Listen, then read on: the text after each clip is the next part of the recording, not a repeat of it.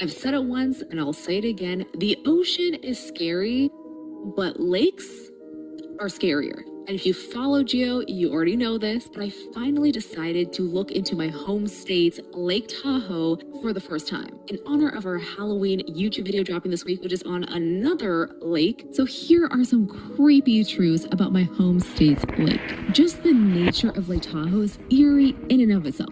It is 1,600 feet deep, making it the second deepest lake after Crater Lake. And its depth is precisely what is so creepy about it. You may have heard the infamous story of Jacques Cousteau diving into Lake Tahoe and saying that the world isn't ready for what's down there, which apparently were hundreds of preserved bodies at the bottom of Lake Tahoe. This story is like two truths and a lie. The lie is that Jacques Cousteau never dove in Lake Tahoe, but the preserved bodies, that is another story. Lake Tahoe is basically one giant freezer sitting at 39 degrees Fahrenheit. That is cold enough to prevent decomposition bacteria. It's also lower oxygen at depth, which means slower decomp. Very few bottom-dwelling fish or organisms, so very little scavenging bodies. Plus, it gets darker the deeper you go, so the bodies are protected from sun damage. This all adds up to bodies that remain perfectly intact for decades, possibly centuries. The body that made headlines in 2011 was Donald Winbecker, who disappeared while scuba diving in 1994. He was found by a rescue diver 17 years later at 265 feet deep,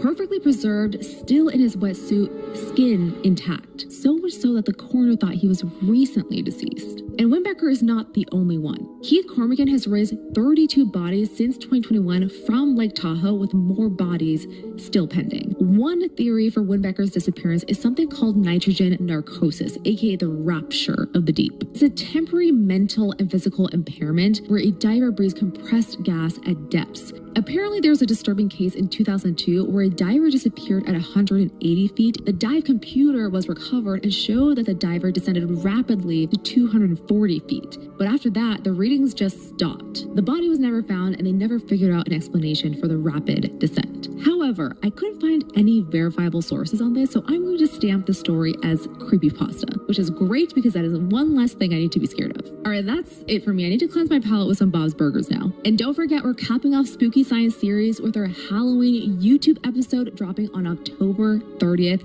You don't want to miss that.